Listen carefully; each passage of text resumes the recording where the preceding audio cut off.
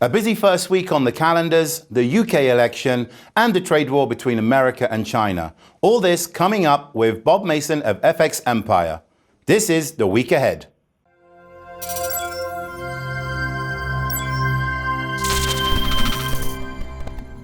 Hello, Bob, and thank you once again for joining us as we look at the week ahead. It's already been a busy first week of the month, but what can we look out for next week on the calendars? While it's a quieter economic calendar in the week ahead, it's a big week for the global financial markets. From the US, stats are limited to inflation figures on Wednesday before the numbers pick up later on in the week and the economic calendar gets a bit busier. The main event, however, is the Fed's final monetary policy decision of the year. No expectations of any moves. However, the economic projections are going to garner plenty of interest. We saw private sector manufacturing and service sector activity slow according to the ISM numbers in November. So that's going to question, whether the more dovish members of the FOMC can deliver a bullish outlook on the economic growth front. Trade war still going on. Tariffs are still in place. So, there's still a lot of pressure on the US economy in spite of the upward revision to third quarter growth. Going across the UK, obviously it's election week. Thursday's the big day for the pound. Polls have the Tories out in front and the pound has it in to win. So any suggestions of another result, even in a hung parliament, and expect the pound to sink. 131s could hit 125s and lower on Thursday night should the Tories start to lose marginal seats, because that's really going to point to a hung parliament, and that's a Labour Party SNP coalition. From the Eurozone, not much going on there. US trade is really going to be the main event, although there is the ECB on Thursday. Lagarde's first delivery at the press conference. No monetary policy moves expected. However, expect Lagarde to talk about the need for fiscal support from respective member state governments. So pound, dollar, the main ones. Out of Asia, it's a pretty quiet week. No stats out of China. So it's trade war on the political front, monetary policy, and obviously the UK general election. The main attention next week for Euro USD traders will be the head of the European Central Bank. But with chatter surrounding the UK and the upcoming elections, what can we expect next week from the UK? It's a big week for the pound and the euro next week. More so for the pound with the UK general election, but expect the euro to show some reaction to the UK general election result. Polling stations open on Thursday.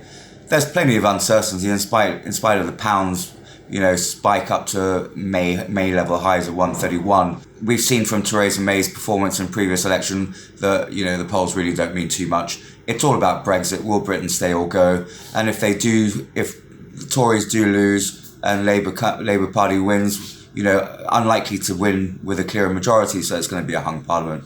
Corbyn's agreed with the SNP to allow for a second independence referendum in Scotland. That's going to come with a second EU referendum in the UK. That's plenty of uncertainty for the UK economy that's been under the hammer since the 2016 EU referendum, really, if we consider how the UK's performed. So there's a lot of uncertainty and there's going to be a lot of volatility. Obviously, if the pound is going to hit 135 levels, that's a Johnson victory, but even that might not last so long. After the election, we're going to be looking at party politics and policies and how that's going to affect the UK economy. All in all, we need to see an orderly departure from the EU. Jeremy Corbyn's sitting on the fence, from a Brexit perspective. So he's the last person anyone really wants to be renegotiating a Brexit deal. A second referendum, there's no guarantee that it's going to be a vote to remain. So that's a lot of uncertainty, with Scotland likely to be walking out the door. So a big week for the pound and UK politics, and for the Brits in general. With all the attention on trade war and geopolitics, what can we expect in this regards next week? Well, for the EU and Britain, the UK general election is really the main event. For the broader global financial markets, we're going to be looking at the US-China trade war. We've yet to see a phase one agreement. There's been plenty of chatter over the last few weeks, edging ever closer to an apparent phase one agreement. There's some dispute over whether tariffs should be rolled back or held steady. Then we saw the US president sign 2 Hong Kong bills supporting Hong Kong protesters. Fortunately for the financial markets, China's retaliation was a fairly muted one. So that suggests that there is, a phase one agreement in sight. Otherwise, I think we would have seen a much stronger reaction from the Chinese government. So expect trade to be the main area of focus.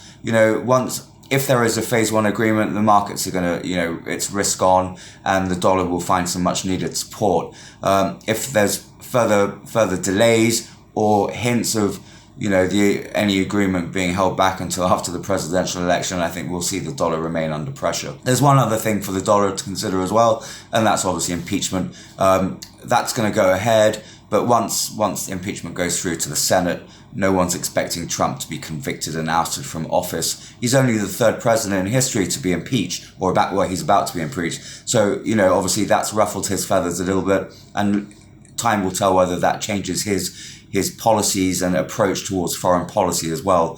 So expect people to face his wrath, once the impeachment process is over. So impeachment, less of a major risk to the global financial markets. The US-China trade war, yes. And obviously the UK election to Europe and the pound in particular. Thank you so much for joining us, Bob. That was the week ahead, and we hope to see you again next week.